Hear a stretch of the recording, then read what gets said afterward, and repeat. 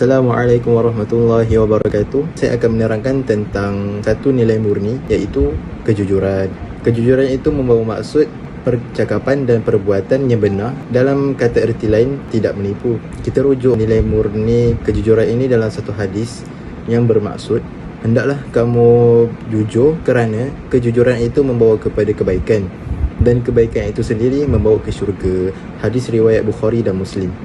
Apa yang saya dapat daripada nilai kejujuran ini adalah hidup kita akan diberkati oleh Allah, disenangi oleh orang ramai dan dipercayai. Nilai kejujuran ini perlu ada dalam diri seorang pelajar. Sebagai contoh, saya sendiri sebagai seorang pelajar madrasah, saya perlu jujur dalam melakukan sesuatu perkara seperti latihan yang diberikan oleh lecturer dan menghantar latihan tersebut pada tarikh yang ditetapkan. Sekiranya saya menipu, hidup saya tak akan diberkati oleh Allah SWT, dan ilmu tu tak berkat. Apa nilai murni yang saya dapat sepanjang program Fikrah Muslim berlangsung ialah nilai keberanian. Sebab apa? Sebab setiap kali dikehendaki untuk memberikan pendapat, sedikit demi sedikit nilai keberanian itu akan timbul dalam diri kita. Sebab kita kena berani untuk bercakap dan memberikan pandangan ataupun pendapat kepada ahli fikrah muslim kita lah kan.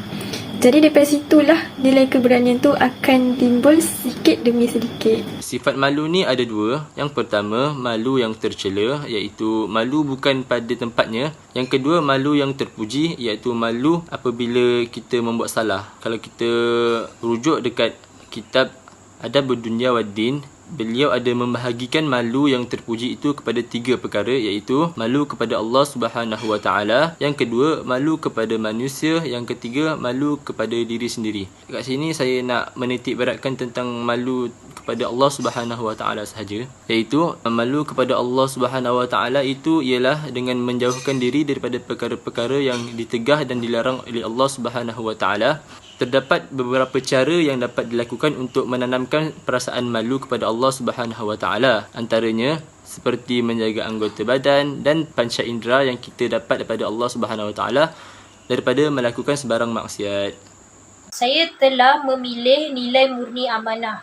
Saya memilih nilai murni amanah tersebut kerana pada zaman sekarang bukan senang ingin mencari orang yang betul-betul amanah dalam melaksanakan tugas, menyimpan rahsia dan sebagainya. Sepatutnya kita harus memiliki dan menanamkan sifat amanah dalam diri seperti Rasulullah SAW, di mana baginda tidak pernah mengkhianati sesiapa pun. Apabila baginda diberikan amanah, baginda akan menjaga amanah tersebut dengan baik. Sebagai contoh, menyampaikan risalah dan hidayah dari Allah melalui malaikat Jibril untuk disampaikan kepada umat manusia.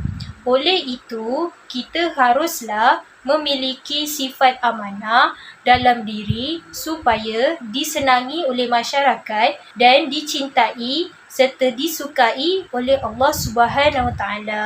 Jadi nilai murni yang saya akan bawakan iaitu berkaitan dengan bertanggungjawab. Jadi bertanggungjawab ini sebagai seorang pelajar sudah pasti kita mempunyai pelbagai tanggungjawab yang kita pikul. Tanggungjawab terhadap diri sendiri, keluarga dan sebagainya. Jadi apa yang saya cuba bawakan di sini adalah berkaitan dengan tanggungjawab terhadap agama kita sendiri, iaitu agama Islam. Jadi tanggungjawab kita yang pertama sudah pasti berkenaan dengan taat kepada perintah Allah Subhanahu Wa Taala. Jadi kita sebagai umat Islam tak lari daripada mentaati perintah Allah Subhanahu Wa Taala kerana kita merupakan hamba. Seterusnya, menuntut ilmu. Jadi umat Islam sangat menuntut umatnya untuk menuntut ilmu supaya kita dapat menambah ilmu pengetahuan yang bermanfaat, supaya kita dapat kongsikan kepada masyarakat di luar sana dan dapat memberi manfaat kepada orang lain.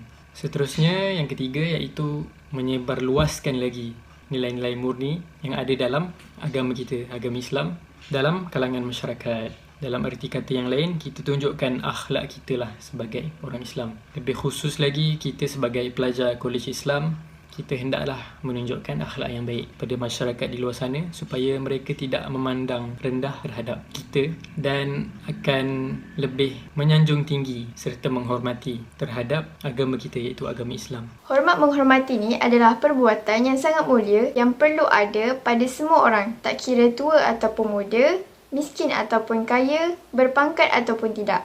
Zaman sekarang ni, ramai yang mengabaikan sifat hormat menghormati. Kita nak orang hormat kita tapi kita tak hormat orang. Macam mana tu? Kalau kita hormat orang, orang hormat kita, kita dapat mengeratkan hubungan kasih sayang. Okey, contoh. Kita ni pelajar. Kita nak lalu depan cikgu. Takkanlah kita nak berpaling muka dengan cikgu tu. Mestilah kita kena tunjuk hormat kita kat cikgu. Macam salam ke kalau sama jantina. Tak pun musim-musim COVID ni kan tak boleh salam. Jadinya kita bagi salam. Assalamualaikum cikgu.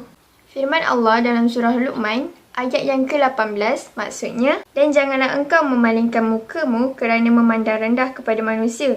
Dan janganlah engkau berjalan di muka bumi dengan berlagak sombong. Sesungguhnya Allah tidak suka kepada tiap-tiap orang yang sombong, takbur, lagi membangga diri. Contoh lain, kalau orang lain bagi salam kat kita, kita kena jawab salam.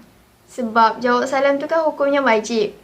Dalam surah An-Nisa, ayat yang ke-86, Allah berfirman, maksudnya, dan apabila kamu diberikan penghormatan dengan sesuatu ucapan hormat, seperti memberi salam, maka balaslah dengan penghormatan itu dengan lebih baik daripadanya. Ataupun balaslah dia dengan cara yang sama. Sesungguhnya Allah sentiasa menghitung tiap-tiap sesuatu. Akhir kata daripada saya, hormatlah perasaan dan perbuatan orang lain kerana saling hormat dan menghormati, kita akan hidup dalam keadaan aman dan harmoni.